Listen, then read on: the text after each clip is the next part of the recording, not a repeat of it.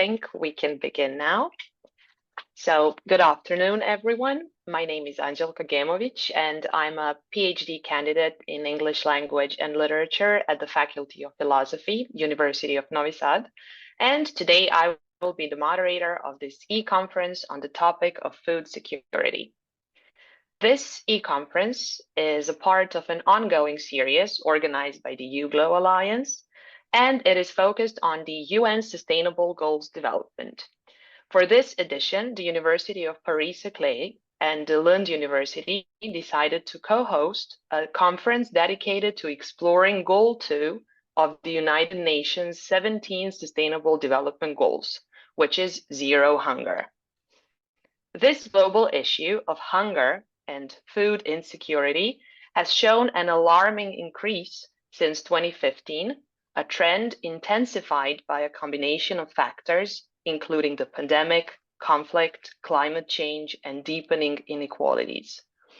The persistent surge in hunger and food insecurity, fueled by a complex interplay of factors, demands immediate attention and coordinated global efforts to alleviate this critical humanitarian challenge. It is projected that more than 600 million people worldwide will be facing hunger in 2030, highlighting the immense challenge of achieving the zero hunger target. So today, we're bringing together international experts and student associations to explore this notion and delve into critical themes. And these themes actually include the following.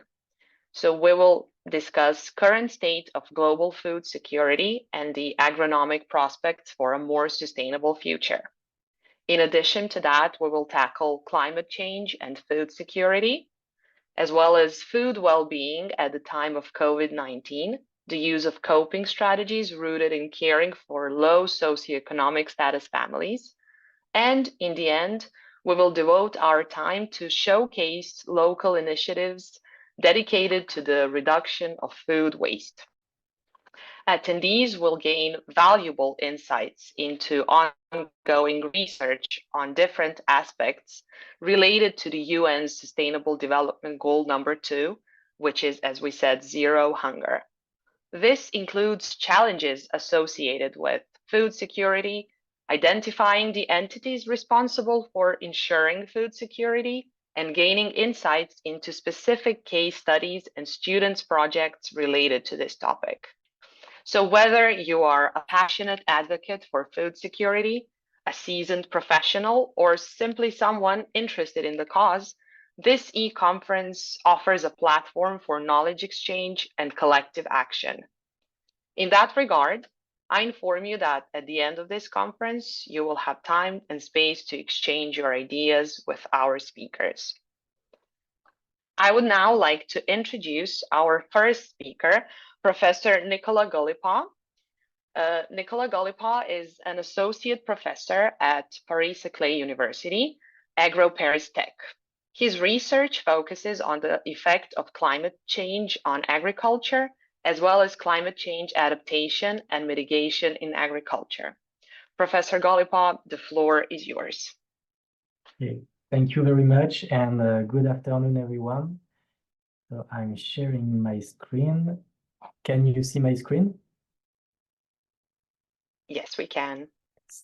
Okay, so I'm going to talk about how to achieve global food security within planetary boundaries, and what does this mean for the future of our agricultural systems. And I will start with that situation that has been already mentioned, but the fact that after decades of reduction, global hunger is on the rise again, even if enough food is produced to feed the world. So the access to food is really a key issue right now. And that's what you see on that figure, where you see the percentage of the global population in orange that is undernourished, and the absolute number of people that is undernourished in the world. And you see the rise in recent years. So we estimate that in last years, it's about 735 million people that are undernourished. and that represents a bit more than 9% of the global population. So the situation is very worrying, and that is due to a combination of factors, among which there are at least 4 big factors which are identified by the FAO, which are climate change, the COVID-19 pandemic, armed conflict, and that includes the war in Ukraine, and deepening inequalities. But if we look to the future, there are many other things that might happen, and one very important trend is the increase in the global population. So you see here the projection of the population by the United Nations. In 2022, we were 8 billion people on Earth, and according to those projections, it's very likely that we will reach 9.7 billion people in 2050. So that's a plus 21% increase in less than 30 years. So that's really a huge increase.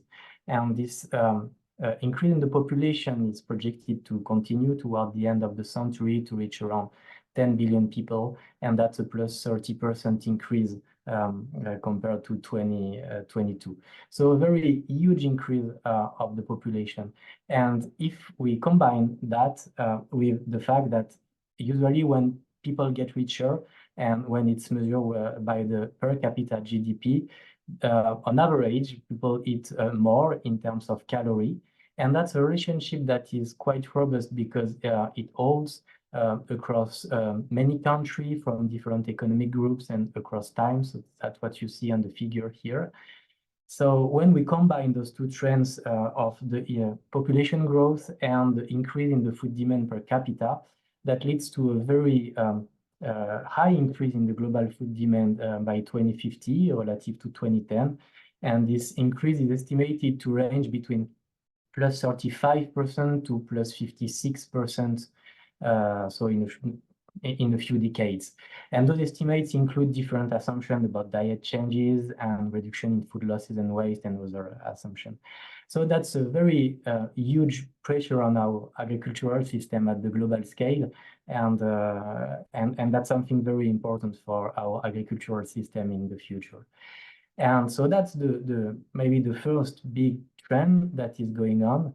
And the current situation has another characteristic as well, that today agriculture is recognized as a major driver of the Earth system exceeding planetary boundaries. So what you see on the figure here are the 9 planetary boundaries that have been identified. And you can see that there are 6 out of those 9 boundaries that have already been transgressed. So we are not anymore within the safe operating space. And the key point here is that agriculture contributes to the transgression of all the planetary boundaries that have already been transgressed. And just to give a few numbers, there are estimates about that the food systems are responsible for about 1/3 of the global greenhouse gas emission. We estimate that more than half of the nitrogen fertilizer that is applied to crops globally is lost to the environment. Agriculture is now recognized as the single most important driver of biodiversity loss at the global scale. And for water, we estimate that about 70% of all the world's freshwater withdrawals go towards irrigation uses. So agriculture has a big responsibility here in this crossing of the safe operating space of the Earth system. And the second thing that is very important is that in a feedback loop, agriculture is also negatively impacted by the environmental degradations to which each contributes. For example, biodiversity loss that impact negatively agriculture through the loss of pollination or the control of pests and diseases by their natural enemies. And another example could be climate change, because agriculture is obviously very impacted by climate change. So when we put all this together, this situation points to the need for a radical change in the way we produce, transform, and consume our food. And really, so that's a very big challenge for humanity. And I would like just to give, in the rest of the presentation, some insights about how we can improve things from an agronomic perspective. And first, there have been a lot of work to improve our agricultural systems at the local scale. And usually in agronomy, we classify the way of doing that into three broad categories. The first category refers to what we call efficiency, the idea being to increase inputs use efficiency. The idea here is to produce the same amount of food or even more with less inputs. And that could be done with applying, for example, the right dose of fertilizer or pesticide at the right place, at the right time in the field. The second option is what we call substitution. The idea here is to substitute the more harmful inputs by less harmful ones. And that's what is done, for example, when pesticides that are carcinogenic, mutagenic, or reprotoxic are replaced with a less harmful one like biocontrol products. And the third category is what we call redesign. The idea here is to design new agricultural systems that are less dependent on external inputs like pesticides or synthetic fertilizer. And that's possible because they rely more on biodiversity and the ecosystem services it provides, like pollinators and natural enemies of pests and diseases. So now I will just give two examples of efficiency and redesign. So the first example is about efficiency. And we refer very often to the yield gap. And in agronomy, a yield gap refers to the difference between the yield potential and the actual yield of a crop. So the actual yield is what is reached in farmers' field. And there have been a lot of work at the global scale to estimate the size of those yield gaps. And here is a result of one of those studies. You can see on the map the new calories that could be produced from closing the yield gaps for the main staple crops. So we estimate that at the global scale, we could increase the global calorie production by 28% in case of a yield gap closure of 75%, which means yields would be raised up to 75% of their potential. And if we raise yield up to 95% of their yield potential, the global calorie increase will reach 58%.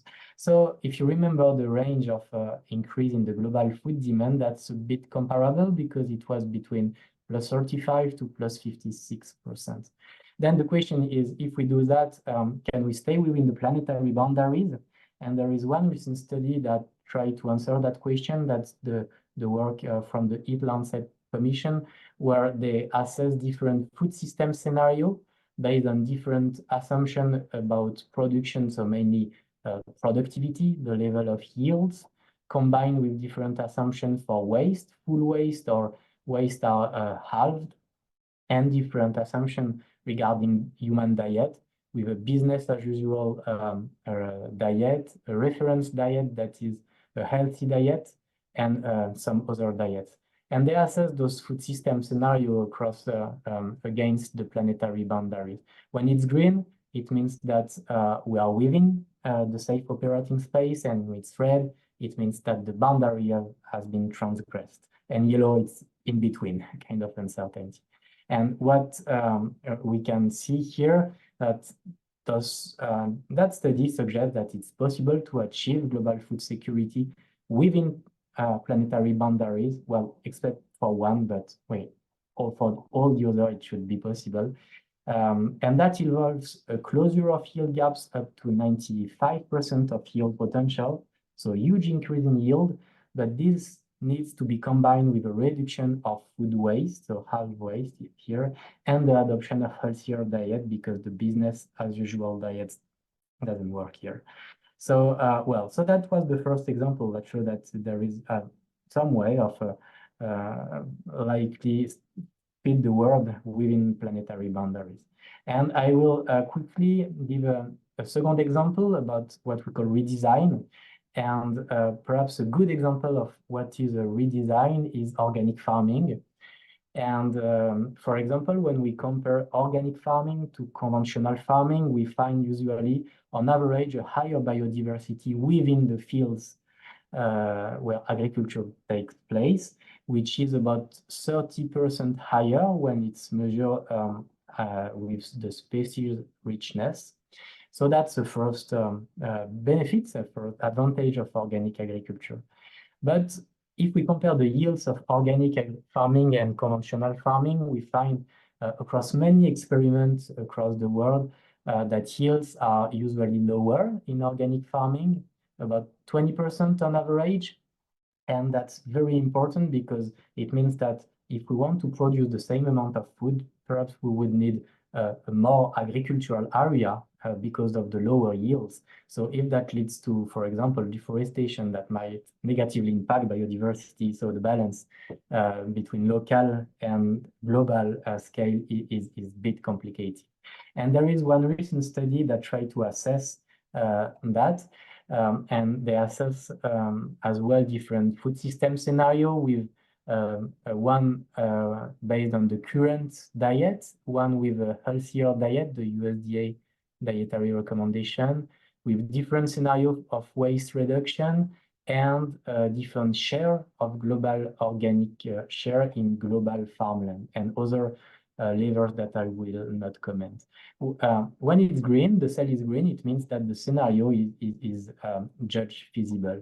And what we can see here is that it should be possible to have up to 60% of organic farming at the global scale, but only if food loss and waste are reduced a lot and we shift to a healthier diet. Well, that's true for the population of 2015, and I will quickly come back to that.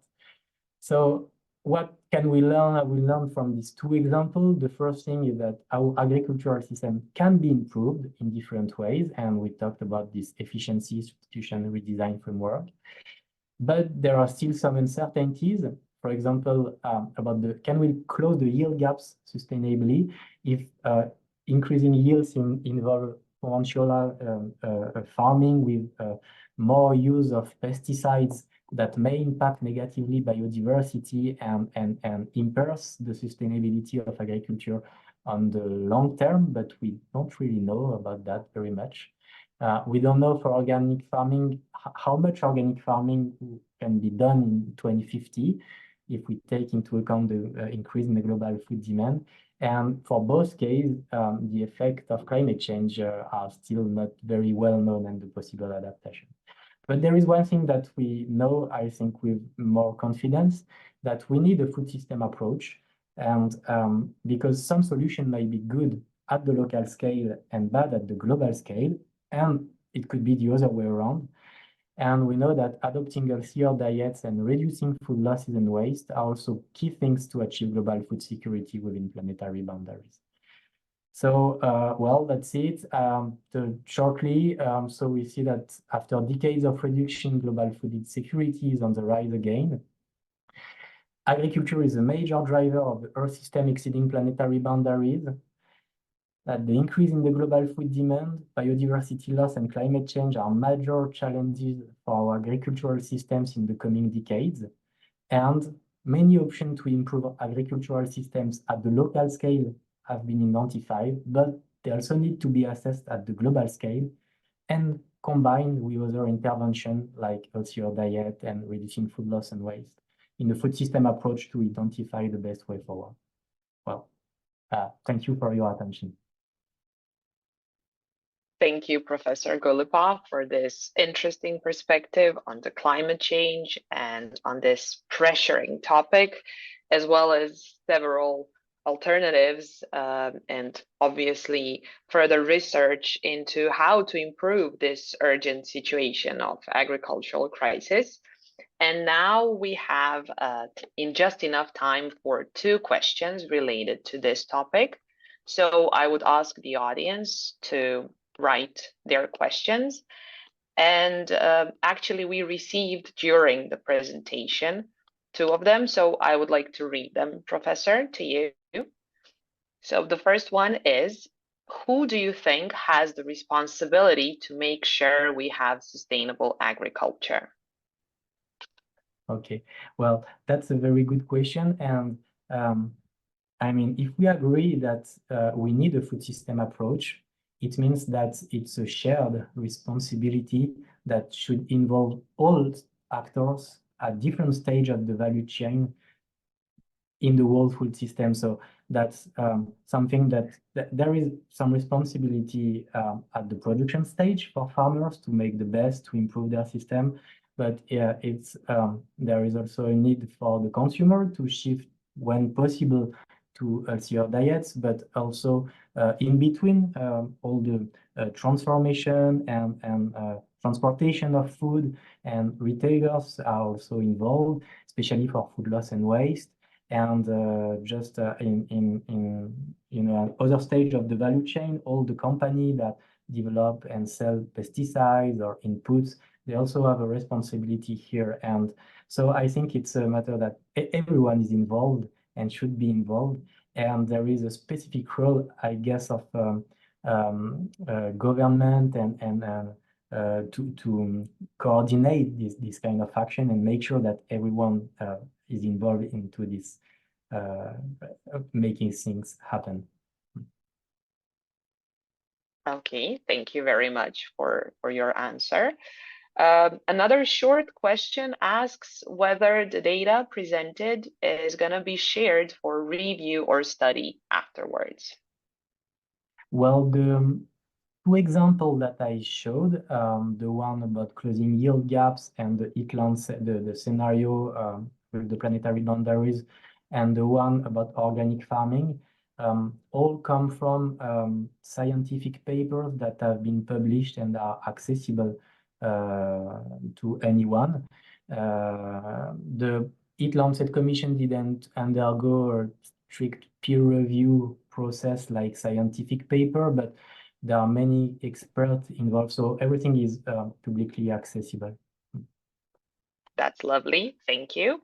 For the rest of the questions, unfortunately, we will have to wait until the end of all 4 panelists' presentation.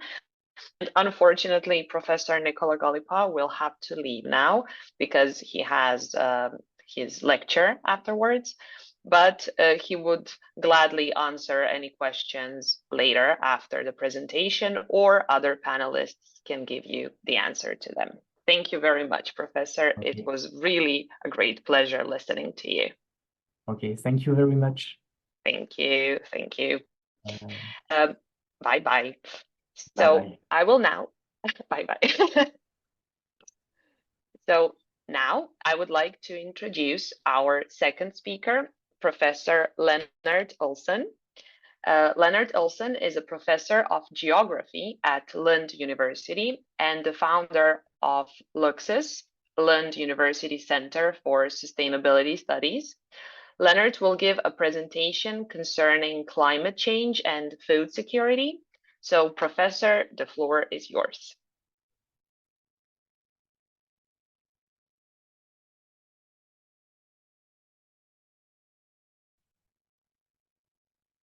We can see the presentation, but you're still muted.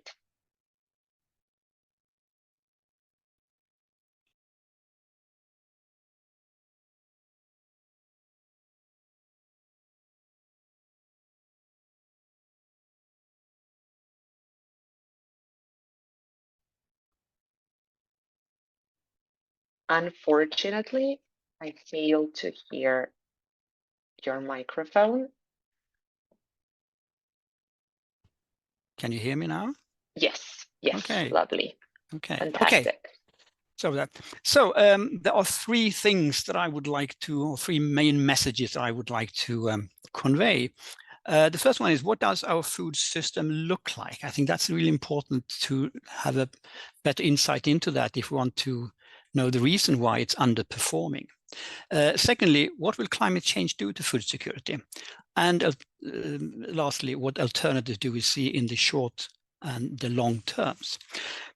So first, there will be some overlap or perhaps complementing information compared to Nicolas.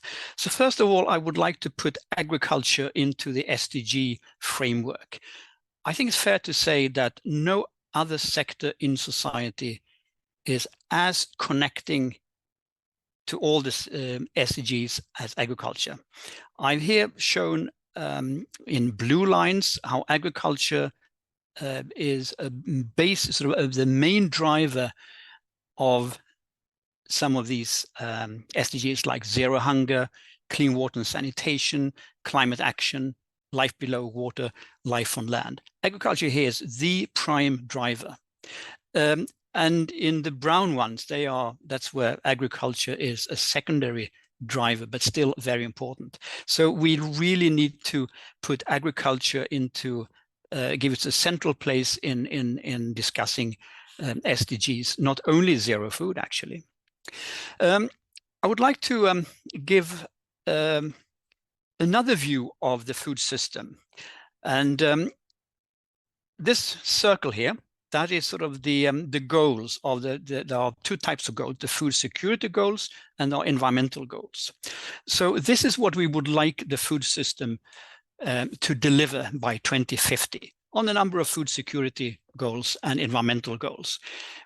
So you should reach this sort of line. The further out it is, it shouldn't go beyond these ones. So it's similar to the planetary boundaries. So this is what we would like it to be in 2050. If we now take a look at it, what it looks like currently, this is what it looks like. It is severely underperforming on many of the food security goals or social goals. And it is overshooting enormously on almost every environmental goal. So that's why in agriculture, as we know it, has been described as the most environmentally damaging activity humanity ever invented. But still, we are pretty dependent on it. We can't live without food. Secondly, I would like to say that there is no real reason that we will run out of food in the world. I mean, there is an incredible capacity to produce food on this planet. So this is a very interesting map showing in red here, it shows all how the cropland is used. If it's 1, that means that 100% of the cropland is used to produce food for direct human consumption.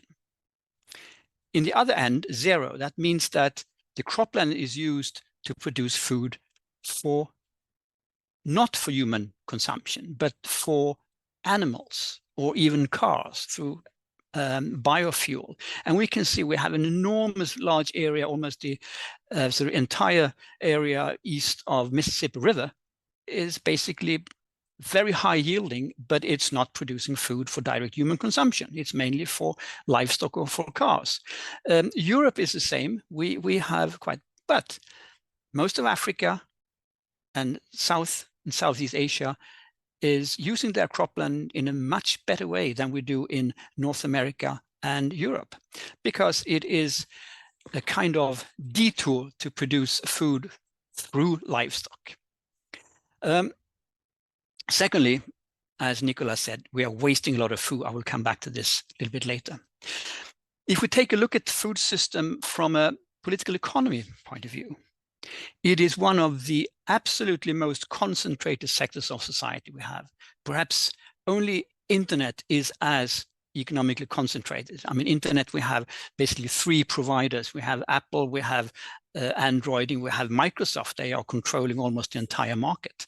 In the food market, we have, this is a slightly old picture. It says 7 billion people. We are 8 now, but very few corporations are actually controlling the food system.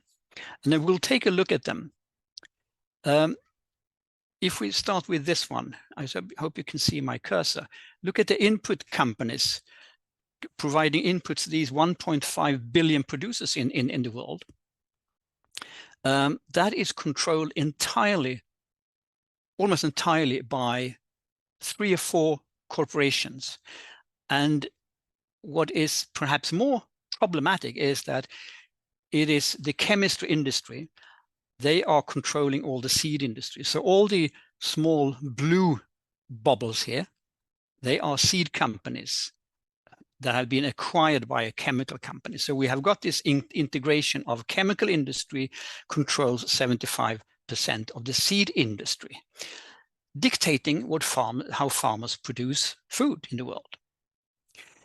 If we look at the other end of the spectrum, so here, traders and processors, corporations that are responsible for the international trade of food, particularly grain traders. We often talk about ABCD of international food trade. We have 4 corporations controlling 75 to 90% of the global grain trade with an incredible power to determine prices. And what is important here, I think, is also that these corporations that are, this concentration of the food sector means that the food sector is to a very large extent beyond the control of single governments. Governments cannot do much in controlling the international food system because it's so economically concentrated. Food prices is something extremely important.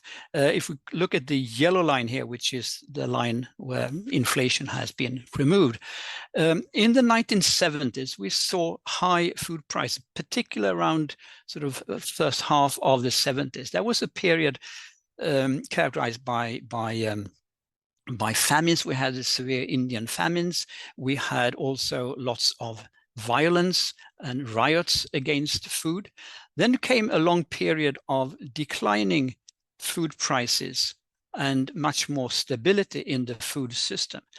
And in 2006 and 2007, we started to go up again, and we are now having very high food prices in the world, which creates some kind of instability. And of course, it's always that the poor people that are suffering the worst. And climate change is probably something that will continue this drive of food prices high. So climate change will do many things to our planet. A particular uncertainty about climate change is that last year saw unprecedented increases of temperature that surprised everybody in the field. All climate scientists were taken by surprise by this very rapid warming that we have seen. So we might be entering a phase where climate change is becoming even more problematic than we thought just a few years ago. So what are the projections? So by 2100, we expect that heat waves is damaging people, but it's also damaging agriculture.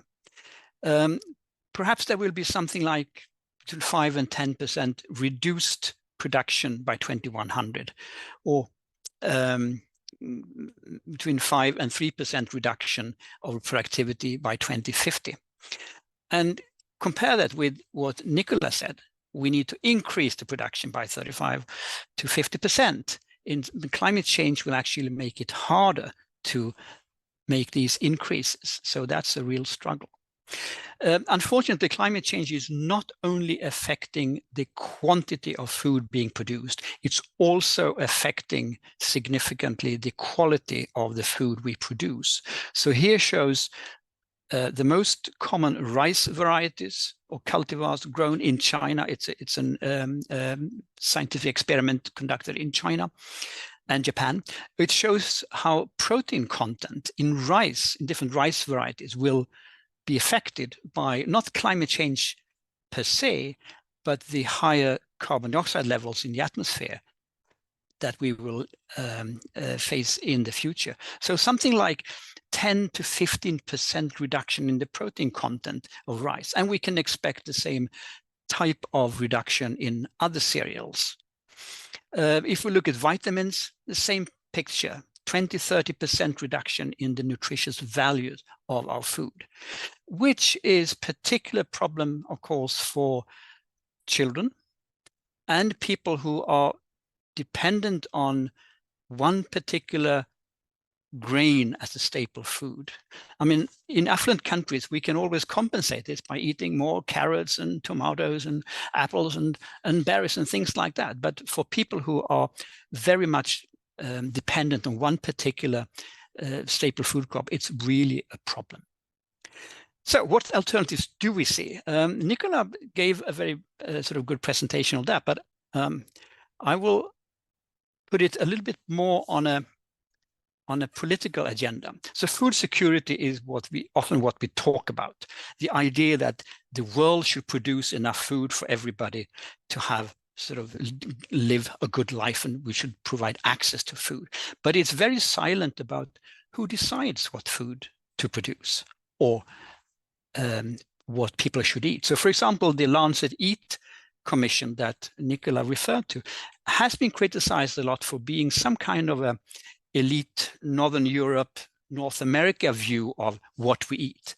So there's an alternative movement, which I think we need to pay much more attention to, and that's food sovereignty, which is a kind of international, global grassroots movement for increasing the power over agriculture, over decisions in agriculture. What do we eat? What do we produce? How do we produce it? How do we market it? That is trying to compete with this rather sort of this elitist food security point of view. And food sovereignty is also have a lot to say about the food losses. So for example, food losses, it's quite interesting to see that everywhere in the world we are wasting food, but we do it very differently. In sub-Saharan Africa, most of the losses are at the farmer level. They don't have access to markets. They have a problem with storage and things like that. Very little losses in the consumption. People are very concerned to eat everything they get. While in North America and Europe, we have most of the losses by the consumers, and very little comparatively at the other end of the chain. We need to do something about that, and food sovereignty is one movement where it tries to enhance the efficiency of the producers. A silver lining, I think, is the many examples we see, particularly in sub-Saharan Africa, of farmers getting together, pooling resources. There are many positive signs when we look at the social organization of food, especially under the banner of food sovereignty. I will hurry up, and Nicola talked about these, but in the long run, I'm convinced we have to go perennial. We need to change our basic hardware of agriculture. So this plant, this is a winter wheat ready to be harvested. That's the crop that gave us civilization. It was domesticated 12,000 years ago, and we still depend on it. But it's a tiny plant with very little root system that will decay, and it needs to be restarted every year. And almost all the problems we see of agriculture in terms of its effects on the environment, but also some of the social ones, they stem from the use of annual plant, and needs to be restarted every year. If we can go for this plant, the upper one, it's a perennial cereal that will just plant it once, and then it will grow year after year after year after year with a minimum of inputs and a minimum of tillage and a minimum of external energy input. That will produce a completely different agriculture. And I am convinced that within 2 to 3 decades, we will have very many of these perennial alternatives to annual plants. But there's one big player who doesn't want this to happen. And that is, of course, the global seed industry and agrochemical industry, because it will put them out of business. With that, I end my presentation. If you want to read about it, here is a title that you can start with.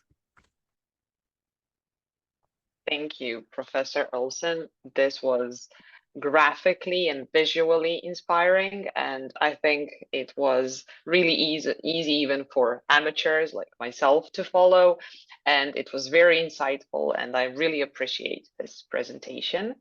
So now I would like to ask our audience to write 2 questions related to this topic just for the time being. And I would also like to remind the audience that you will have more time to ask questions at the end of the conference. So I will just right now read 2 of them. So the first question is, should we reduce the amount of agriculture dedicated to animals and focus more on food for humans? Although aren't those connected, since we basically eat those animals whom we fed? Yes, that's a very, very good question. Yes. First, I would like to say that livestock play a very important role in sustainable agricultural system.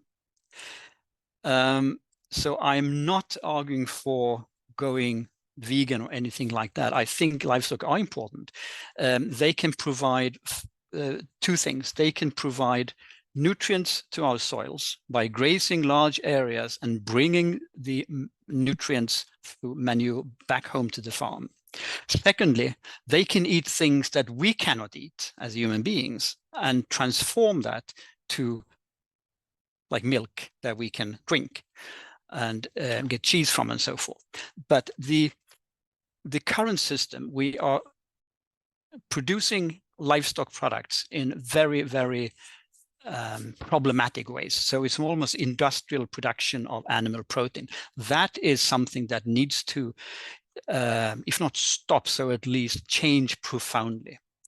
Many areas in the world, many countries, communities in the world probably need or should eat more animal protein, like many areas where you have under nutrition.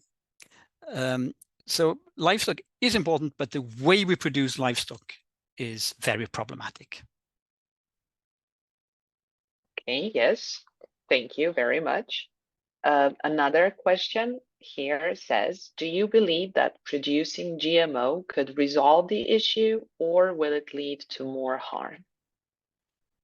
This is a good question, but it will probably take a full day to respond to it. GMO is one of the most controversial, but also one of the most misunderstood concepts, I think. Very short answer. GMO in the sense transgenic, for example, where you take a mouse from a gene from a mouse and put it into a plant, which is completely unnatural thing to do. It would not happen in nature. That is a kind of sort of transgenic technologies are very problematic. But on the other hand, agriculture is the very fact that it was possible to domesticate plants once upon a time was that a mutation had happened naturally that we could benefit from, namely that few plants, they were not shattering their seeds like a wild plant must do in order to survive, but they were keeping the seeds. That was a mutation that was absolutely fundamental for using that plant as an agricultural plant. If we want to domesticate new plants, new perennial plants, we need to find those individuals out in nature that have this mutation. That's very hard, take very long time, could take millennia. We can speed that up by using our scientific understanding of sort of genetics and plant physiology. And that, I think, is a kind of genetic engineering that is benign, and it should be used. Okay, thank you very much for your answer, and once again for the impressive presentation. I hope you can stay until the end of the conference and exchange further ideas. So our next speaker is Professor Valérie Nicolas-Hémar. Professor Valérie is a professor of management at Paris-Saclay University. Her research delves into food consumption with a particular focus on food well-being, food sustainability, and food sufficiency. During her presentation, she will introduce the results of her research, titled Food Well-Being at the Time of COVID-19, the Use of Coping Strategies Rooted in Caring for Low Socioeconomic Status Families. Professor, the floor is yours.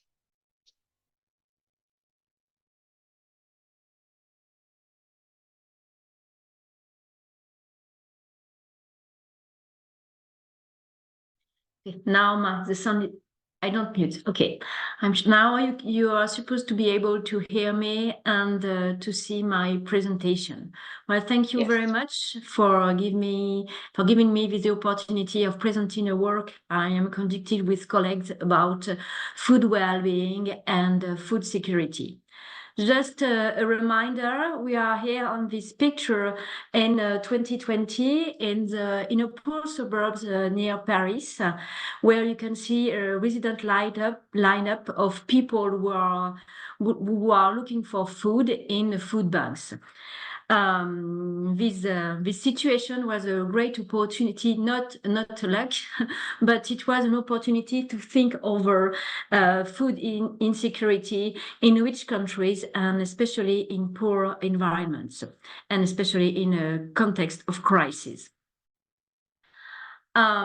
That's why we conducted research about the way with low-income families were affected in terms of food habits and how they face these difficulties in terms of food insecurity and how they try to maintain their food well-being. So that the difference with the other presentation is more based on a case study and is from a consumer or eater perspective. That means consumption and not production. So the case studies was based on the study we conducted in the northern suburb of Marseille, which are very well known as one of the poorest part of France. We interviewed several times low-income families, 10 low-income families with children. We conducted the interviews during the spring 2020 and 2021. And additionally, we had the interviews with 5 social stakeholders. These stakeholders were identified by the family during the first interviews, and then we tried to deepen our understanding of the situation.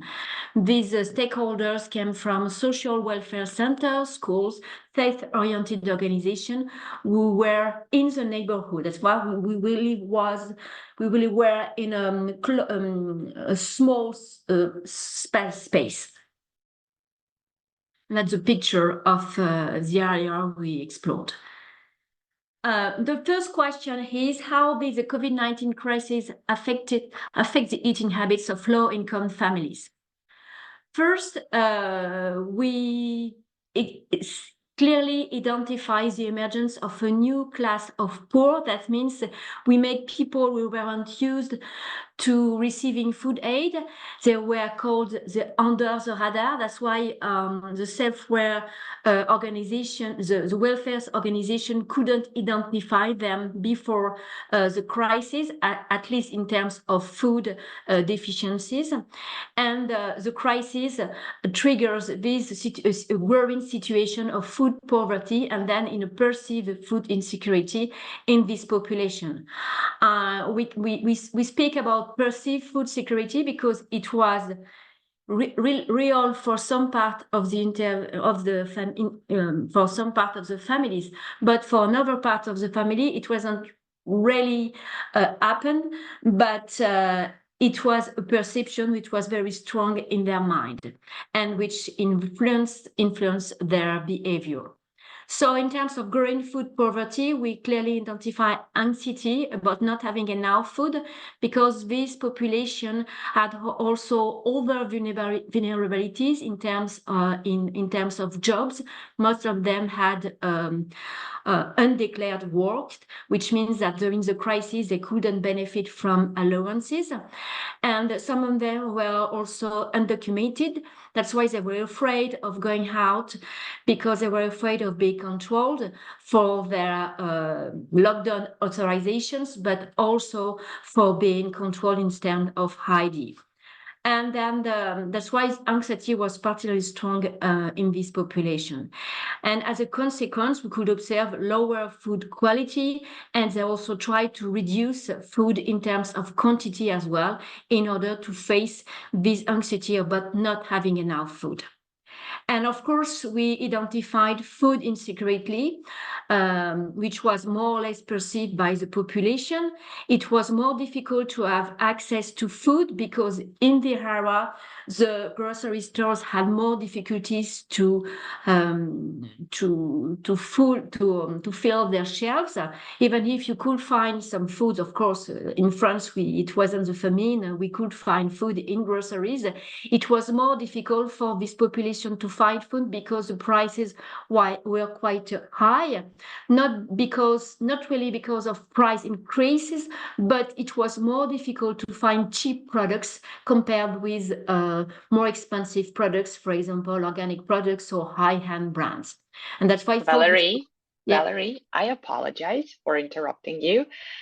Could you please put the presentation in the presentation mode? Because it seems that some participants... Of course, I had forgotten. You're right to tell. I'm sorry, I had forgotten. No, I apologize for interrupting. So this food insecurity was mainly based on food accessibility rather than food availability. And as this population were in cramped accommodation or lived in very small apartment, it was also very difficult to spend all the day in the apartment, and it was specifically difficult to cook a lot, to stock foods as the rest of the population did. And that's why the part of food utilization was also affected. Food utilization means the ability to cook, to stock food products properly and safely. And in this case, this part of food insecurity was also affected. But we think that it's also important to have a look at the crisis in terms of the food crisis, in terms of food well-being perspective. Just to give a definition, in my field of research, food well-being means positive psychological, physical, emotional, and social relationship with food at both the individual and societal levels. And we can identify 5 pillars of this food well-being: food literacy, food socialization, food policy, food marketing, and food availability. And we could observe that during the crisis, food well-being was affected and mainly based on the 4 or 5 dimensions. Of course, the first one, food availability, was strongly degraded due to a decrease in food availability and mainly in food accessibility in terms of food prices, for example. But we also observe a degradation of food socialization. It was so food socialization is related to social eating, to commensality, and we know that is a great part of our food habits, to spend time with others, to enjoy eating with others. And in this case, it was more difficult for poor families because they lived in uncomfortable accommodation, and as they were stretched by the rest of their vulnerability, food socialization was very difficult, specifically for children who couldn't go to the canteen. And in this part of the population, school canteen is very important to have a hot and balanced and enjoyable meal. In terms of food policy, also, the traditional food policy wasn't very adequate to the situation, and we observed overcrowded. The food banks, the traditional food banks, were overcrowded due to the fact that more and more people ask for food aid, and also because the people in charge of food banks were mainly elder people and more fragile in terms of COVID-19 contamination. At last, we also observe a trouble with food literacy, which is linked to our food knowledge, but also our food capability to cook properly, to have a balanced meal, and so on. And because they had difficulties to store their food, to use comfortable cooking facilities, their food literally, it was more difficult for them to cook healthily. So to face these difficulties, what did they do? That was the second question. We observed three points to answer this question. First, we observed mutual support between families. Even if they couldn't see each other, even if they were isolated, they developed a lot of coping strategy in interaction with the rest of the families in the neighborhood. First, problem-oriented coping strategy, which were based on, of course, and unfortunately, on food rationing, but also on food sharing, fun, recipe sharing, because they needed to learn how to cook with the available food products, which was sometimes new because they couldn't apply their traditional food habits. And then we could observe that this practice between families was also linked to emotion-oriented coping strategies. That means these coping strategies aren't linked to finding the solution to face the problem, and here to finding food, but it was more linked to how we can face, how we can reduce, mitigate the stress, the tension, psychological tensions related to the problem. That means you don't find a solution to solve the problem, but you can find techniques to reduce the emotional consequences linked to induced by the problem. And here we can see that this mutual support between families was very, very important, because it helped to maintain well-being, food well-being, by using food as a catalyst of social cohesion. It was a very important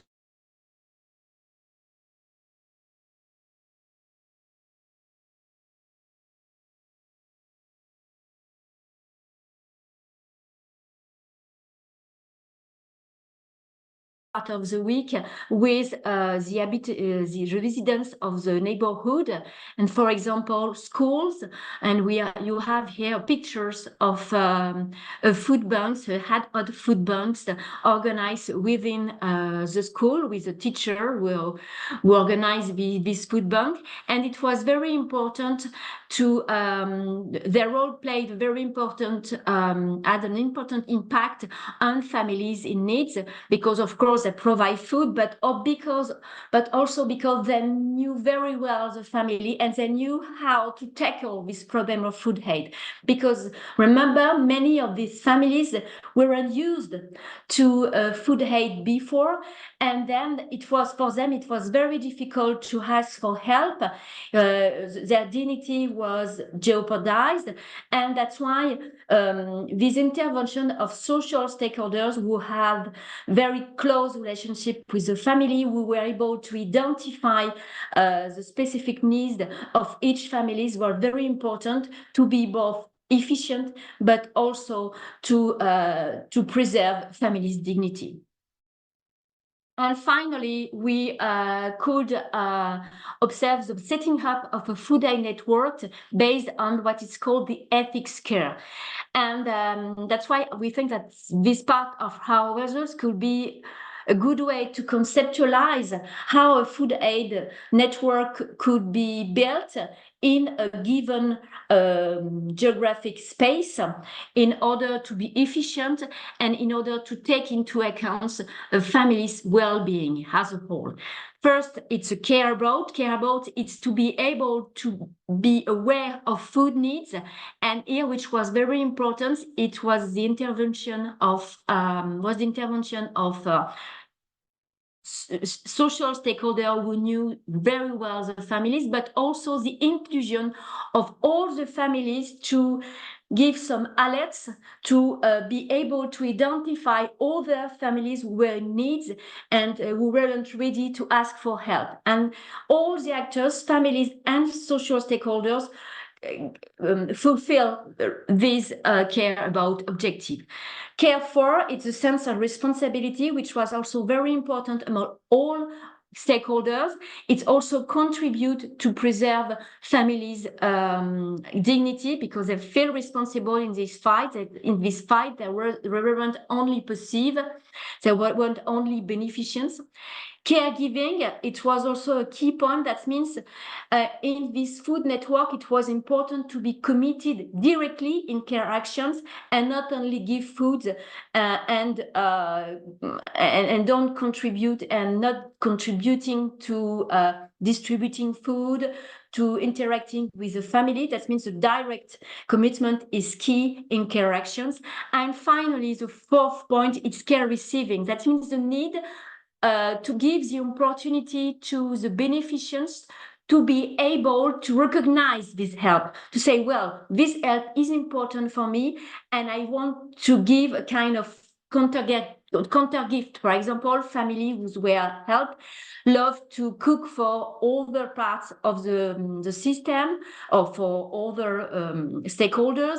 For example, by giving recipes to cook some specific foods they weren't used to, by helping the social stakeholders. That means they need to reverse a relationship. Beneficiaries are also provider of help. And that's an important way to underline the care receiving and help recognition. To conclude, three takeaways. Based on these case studies, we think that we have three key points.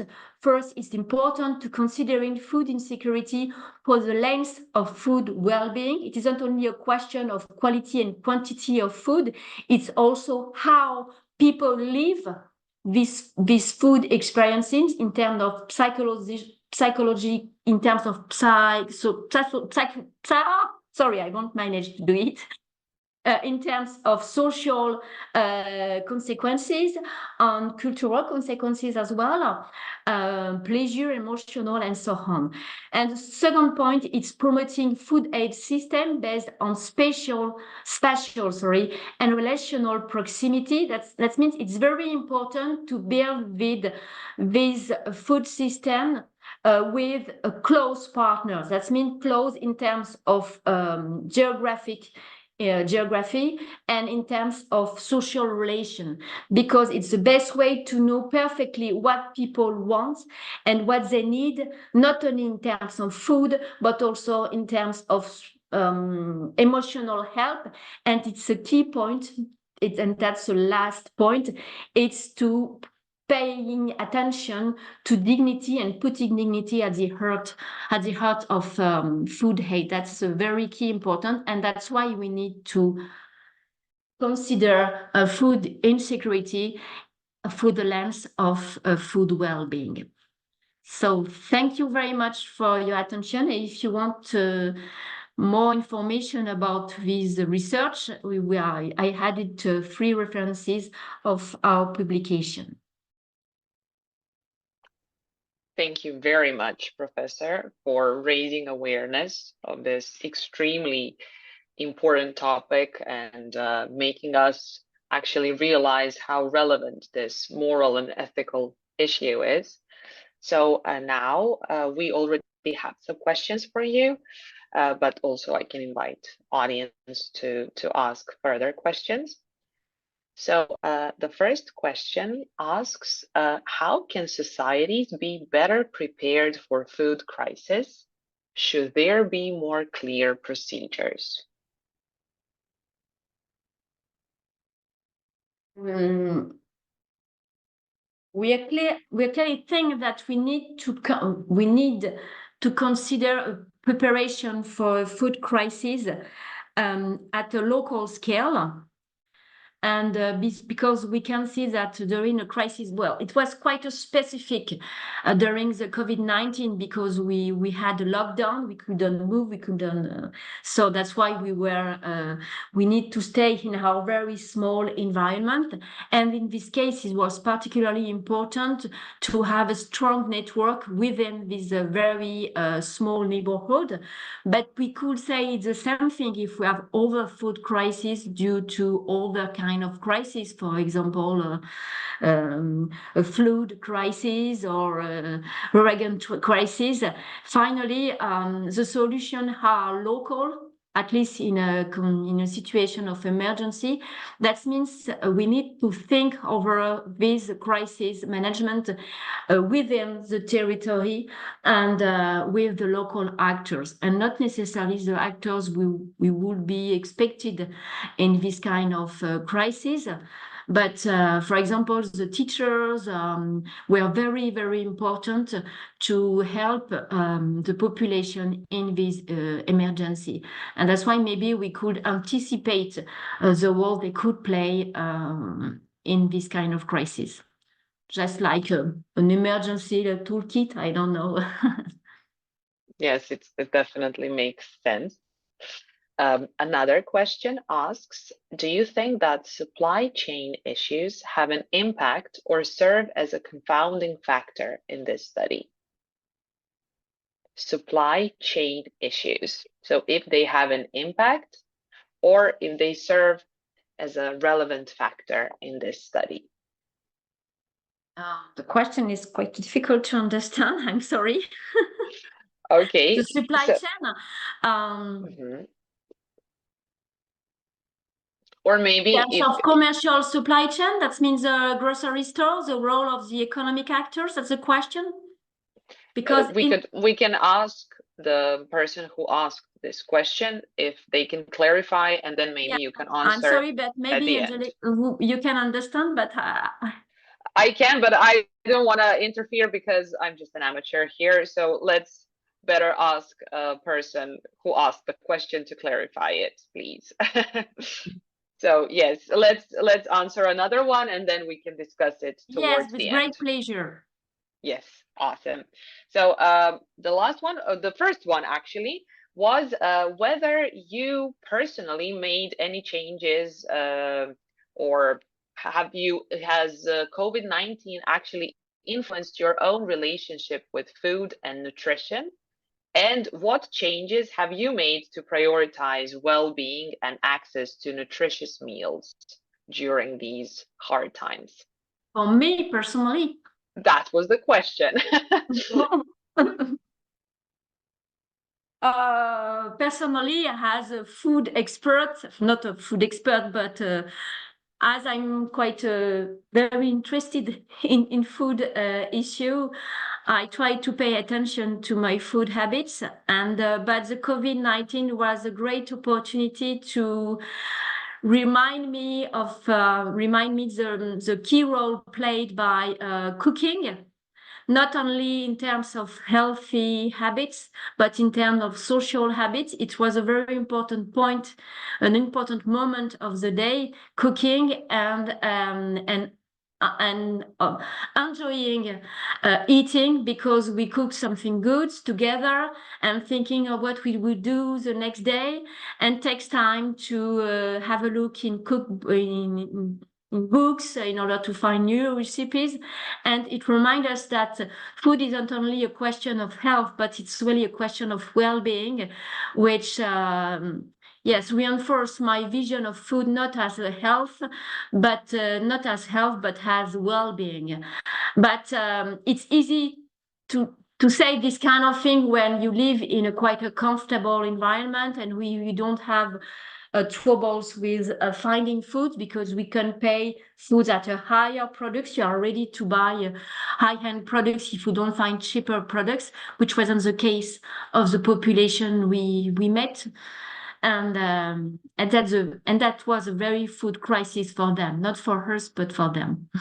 Yes, it makes sense, and I think you explained it perfectly. And also thank you for reminding us of the importance of cooking and preparing your own food in terms of well-being. Just for you to think, for the end of the conference, the person clarified, said yes about international supply. So supply chains in terms of international supply, and is it relevant for your own study? So you can think of that and we can get back to it. Okay, thank you. Okay, thank you.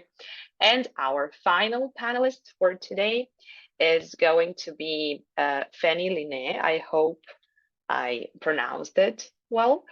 So she belongs to a local initiative in Sweden, and it's called Food Saving Lund.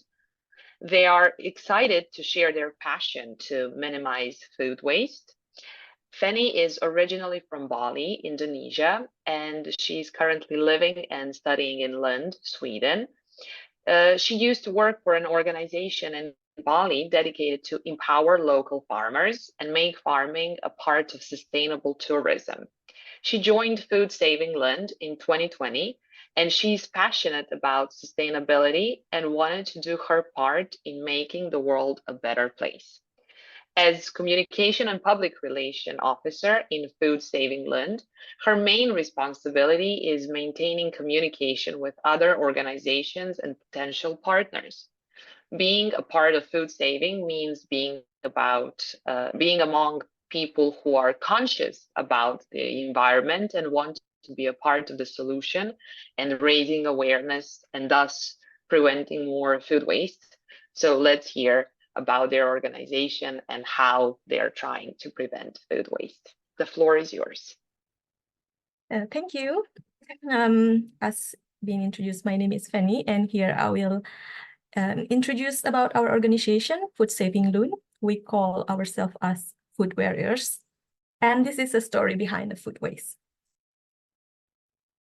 We are a group of volunteers, originally founded in 2014 by a student from Germany, and our main aim is to reduce food by joining force with the shop.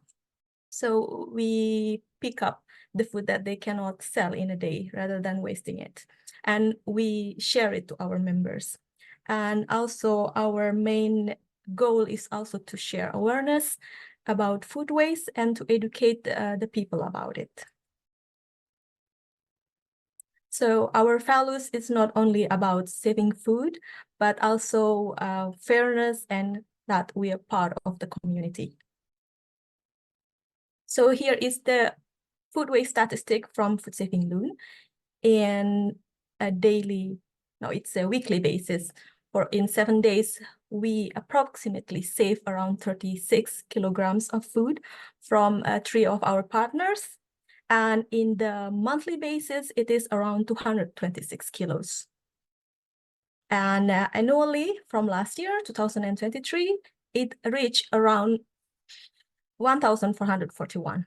And this is not the ultimate number, because we also do saving food with the other ways, like we save food from a festival that we cannot put in this because our app is only recognize the place that we have a schedule to pick up. So what we save in annual basis, it's more than 1,000 kilograms. We are supporting SDG number 2 for zero hunger. We know that the price of the food is getting increased because of a lot of problems, climate change, political conflicts, and pandemic. That's also in fact, and it is such a waste if there's food that is being wasted when other people are hungry. And one of the goals is to promote a sustainable agriculture, and it is best that the food that being planted by the farmers is distributed and consumed rather than it's being wasted. And another point from SDG that we support is SDG number 12, responsible consumption and production, to ensure sustainable consumption and production pattern. So based on UN nation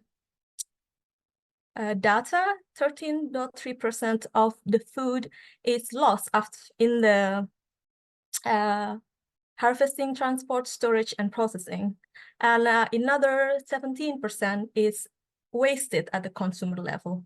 So we are trying to reduce this, the food hierarchy. We are trying to make the food is consumed by the people, with the hungry people. And then if we cannot do that, and then we go down and down to feed animals. And then the last option is landfill. So this is the data from Lund.se.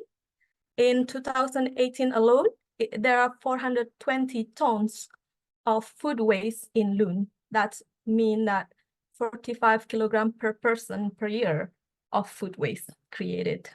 And then now in the daily basis, 35 of ordinary garbage are food waste, which is every kilogram of the food waste can create 1.6 kilograms of greenhouse gases.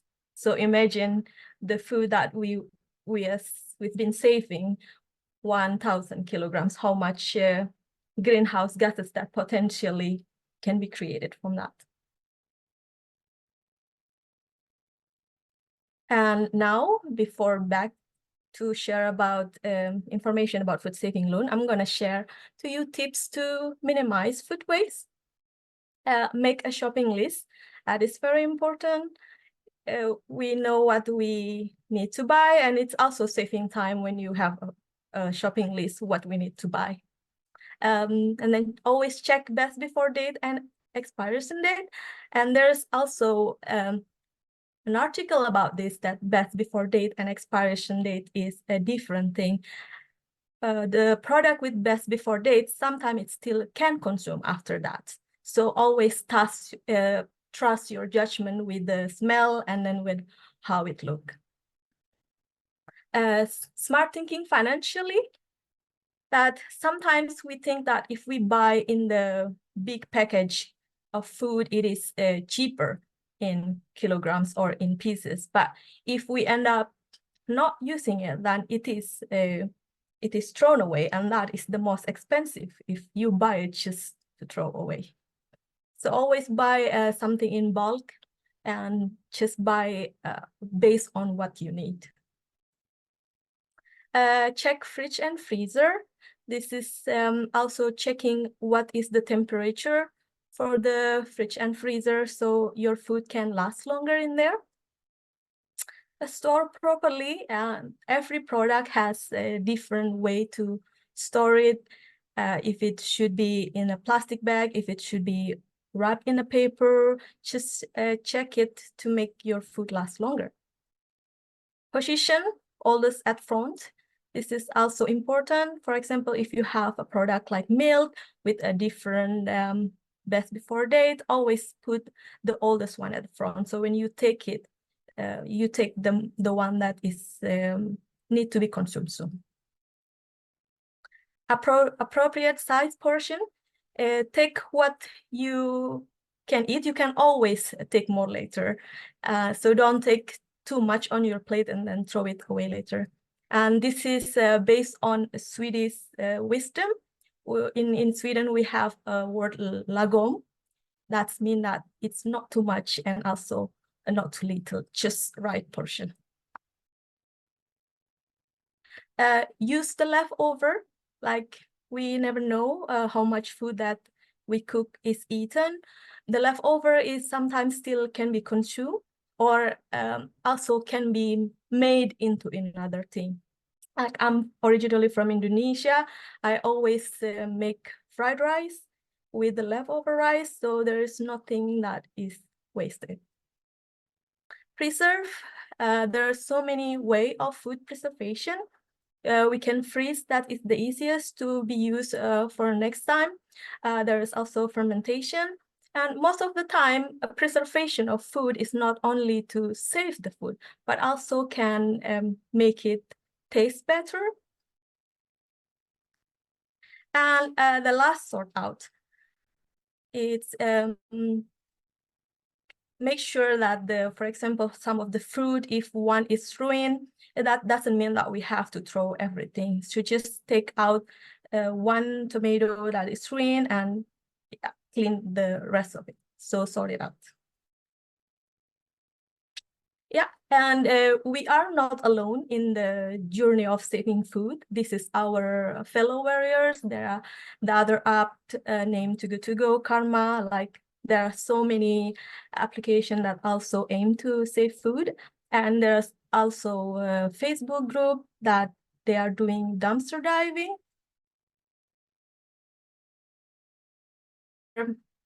we support the act of dumpster diving, but in our organization, we try to save the food before it's reached the dumpster. Now back to the information of Food Saving Lund. This is the our 4 partners. The 3 of them are a store where we come to them to pick up the food that they cannot sell.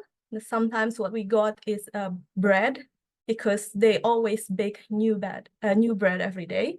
And some of them are vegetables and fruits, the one that is wilting and they cannot sell, so we still can make use of it. And one of the partner is Sigma Connectivity. They are an office. They have fika. They provide fika. They provide the bread for coffee break for their employee. And the rest, if they have leftover, they also donate it to us for our members. And our partners, we are partnering with other organizations to create events, to share awareness. For example, we also support Folket Shop or People's Kitchen. They are providing a free food every Thursday here in Lund University in Smålands Nation. And we support them with the bread. And also Friday for Future, they are doing action every Friday, and we give them the bread from our pickup place. And our past events, this is the past event that we've been doing. We do food rescue in the food festival, and in sustainability weeks, we're also doing some events, food saving related. It can be offline or online workshop as well. We do the zero waste conference like now. And on the autumn, we also going for fruit picking. We pick fruits that is widely grown around here, and then we cook it together. We also do food swap. That is because Lund is a university city, so every new student, they usually have the leftover food from previous housemate, and if they don't like it, they can bring and then to us and then swap with the other food that people also bring. And we also supporting Ukrainian refugees with some of the food, and we also do a lot of picnic and potlucks during summer. So this is the gallery of what we've been doing in our organization. And as I said before, that we also use social media to share awareness about food saving. We encourage people to eat seasonal food, what food that available locally, and also way to minimize the food waste. We have this series of Eat Your Scrap that usually people don't know that the leftover vegetables still can be consumed in other way. And that's all what I can share to you about Food Saving Lund. This is the barcode to our social media. You can contact us if we inspire you to create the same movement. You can contact us when we can share to you how we start this. Thank you so much for the opportunity. Thank you, Fanny. This was a lovely presentation of your work and of your organization, and it definitely is inspiring, because there are many people asking how they can join your organization. So I suppose they can contact you through social media. Yes, and if there is not enough time to answer all questions today, you can always contact us in our social media. Okay. Now we would like to begin the session. So first I will read the question for Fanny. So you had a question. I think you are entitled to answer this one. Mm-hmm. So the question says, as students, what can we do to ensure less food waste and contribute to food security in a local scale? Yeah. Besides the tips that I already shared, if you're a student, you can create the same organization like us, because our organization is also based on a student. So most of the volunteers are students. And we reach out to the store that explaining to them what our organization are and if we can help them like to distribute their waste, their leftover, what they cannot sell in a day to our members. So usually that is the partnership work. And then we have an app called Carrots. There we can have a schedule so our members can sign up to a spot. So usually from the bakery that we work together with, there are 4 spots for each day. So 4 people can come and pick up and share the bread that they get. And yeah, so you can create the same movement. It is very easy. It's just and for the Carrot app, it is free to use. You can reach out to me and I can share the link how to sign up on the Carrot app. Lovely. You actually answered so many already asked questions with that one answer. So congratulations. Mm-hmm. And now I would like to move on to ask a few additional questions to all of you, all of the panelists remaining. So this one, I believe Professor Lennart Olsson will answer best. It says, how would you consider the potential for aquaculture as an alternative to fight global food security? Yes, that's a very good question. So far, food from marine or freshwater systems is underutilized source of food. However, we are using these both freshwater and marine systems in a very bad way. So aquaculture is a great thing, but whenever we start to intensify the production, we tend to create more problems. So for example, if you take the typical farmed salmon from a Norwegian salmon, every kilogram of salmon that is produced has been eating many kilos of smaller fish that has been scooped up somewhere else in the ocean, turned into and processed and turned into food. So that is a problem. But there's a very big untapped resource in the oceans, and that's algae and different kinds of plants. Japan and China are masters in utilizing these resources, and they can be turned into very nice food.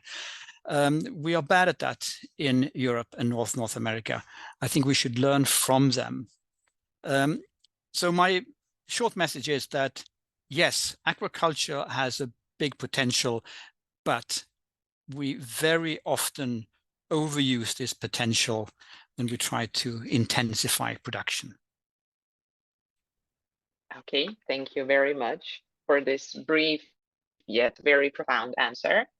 Another question will be for Professor Valérie. First of all, would you like to comment on the first question that was asked, and then I can ask another one? If you want, I can try to answer the first question, which is quite a challenge, is because our research was mainly focused on the demand and how to build at local scale and how to build it quickly, a food aid system. And that's why we were more focused, we weren't really focused on the supply chain and especially the international supply chain. And of course, if it was difficult to find food, it can question the way we find food and especially the way we use international supply chain. We should, of course, develop a food sovereignty. That's not debatable, I think. It's a key point. But in Marseille, at this time, they didn't really lack of food. They could find food, but it was very difficult for low-income families and some of them poor families. It was very difficult for them to find food because they didn't have enough money, because they lose their illegal job or not an undeclared job, because they were afraid of going out because they were undocumented. Some of them were undocumented. That's why the situation was very specific. That's why they needed other people to find food for them and to bring them food. And that's why the local network was very important to help them in this situation. That's why, but in our research, we observed that local producers also play a great job because they could provide fresh food, vegetables, fruits. In Marseille, we are in the Mediterranean part of France, which and in March and April, it was quite easy to find this kind of products. And of course, local producers were more able to answer these special needs. But I'm not sure I completely answer the question because I'm not sure it's completely linked to our issue or not to our problem. I'm sorry for not answering correctly. I have a second question. You definitely made effort and explained a lot of what was asked. And unfortunately, we will need to wrap up this lovely conference now. I believe we will make sure to send all the other questions to our panelists so that they might inspire them for further research and ideas. And with this, I would like to thank the audience for their participation, their reactivity, and very relevant and inspiring questions. I would also like to thank our panelists, Professor Nicolas Guilpart, Professor Lennart Olsson, Professor Valérie, Nicolas-Hémar, and Fanny Lin for their amazing presentations, their commitment, and their dedicated work to the research field and the topic of food security. And finally, I would like to thank the University of Paris-Saclay and Lund University for co-hosting this wonderful e-conference. Thank you all very much, and I hope that we will have more time and more opportunity together again. Thank you very much to you too. Thank you. Thank you. Goodbye.